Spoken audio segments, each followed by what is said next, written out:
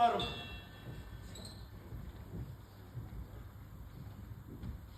Ал бұл Даян. Балалар үйінің атаманы.